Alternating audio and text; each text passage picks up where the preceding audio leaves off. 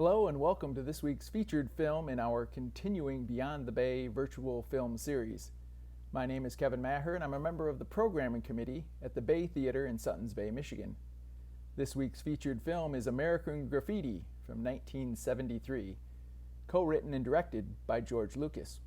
The film was released by Universal Studios on August 1st of 1973 and has been hailed as the quintessential film about the cruising culture of the early 1960s.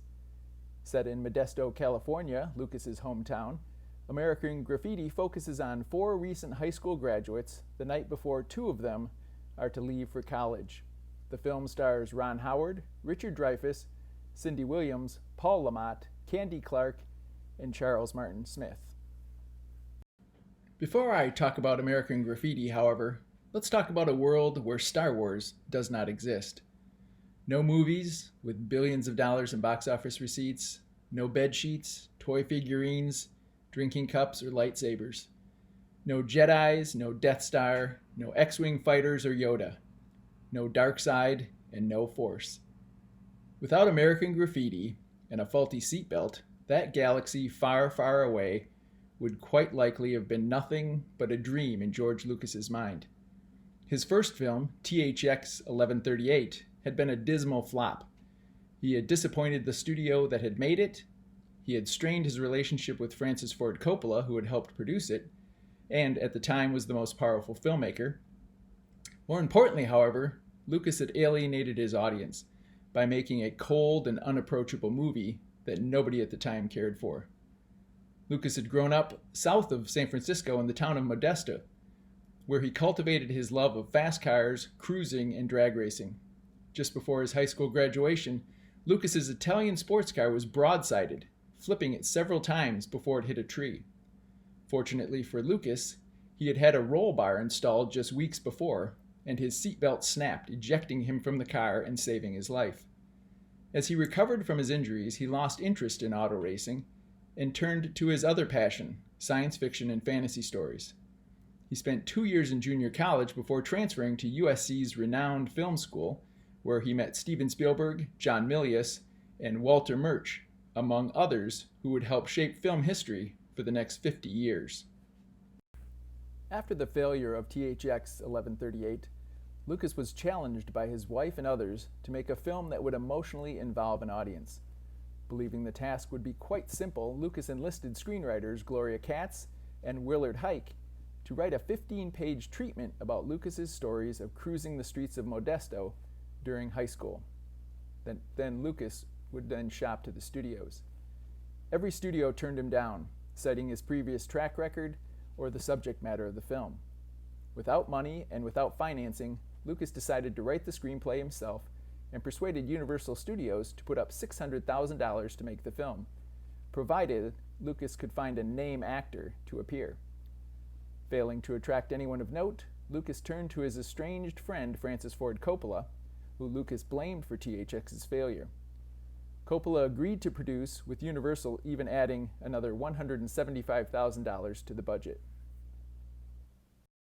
Academy Award-winning producer Fred Roos agreed to help cast the film and spent 5 months scouring the ranks of young actors to come up with the group of unknowns who would go on to great fame. He had produced The Andy Griffith Show, so Ron Howard was well known to him. But at the time, Howard was struggling to escape his childhood image. Candy Clark, who would go on to be nominated for an Academy Award for her portrayal of Debbie, was a model who had never appeared in a film. And Richard Dreyfuss was a bit actor on TV series in the late 60s.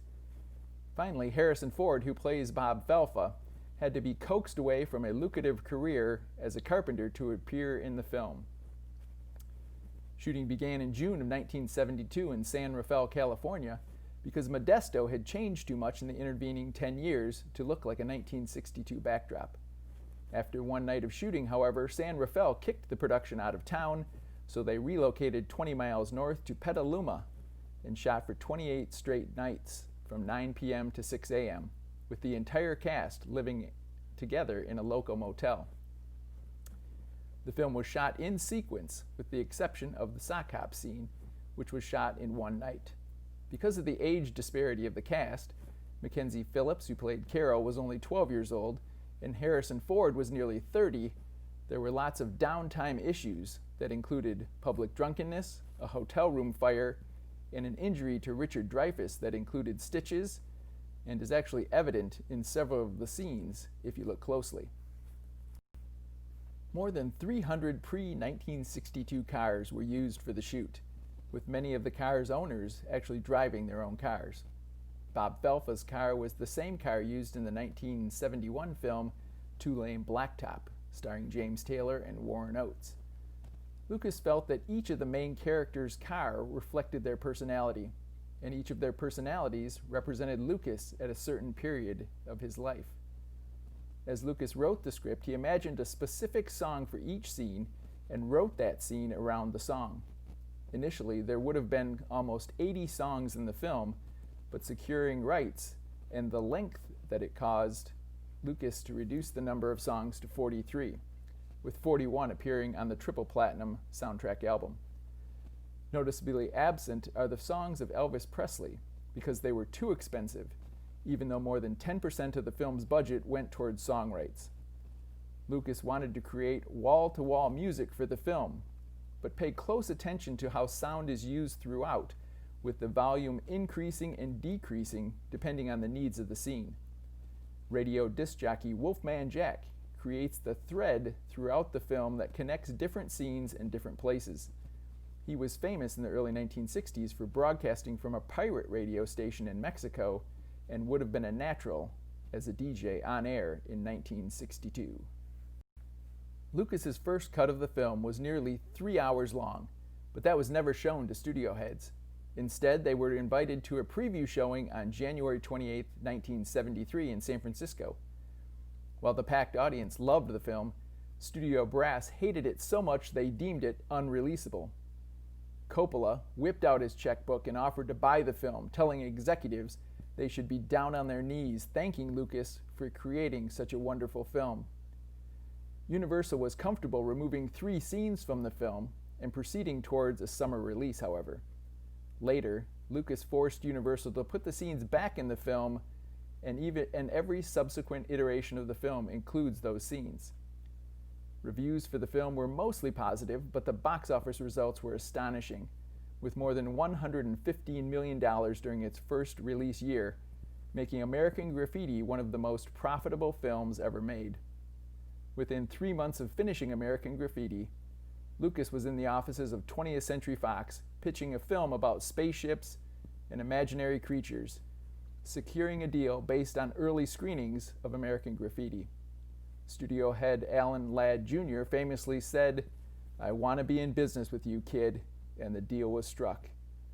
Lucas would go on to direct just 6 more films, and none outside the Star Wars franchise, and his legacy is primarily built around Star Wars' success. But Lucas saved his career while proving a point to his wife that would serve him well later by making a little film called American Graffiti. Please join us for our live Q&A discussion of American Graffiti on July 2nd at 7:30 Eastern. If you would like more information, please go to our website at thebaytheater.com. Thanks for watching and enjoy the film.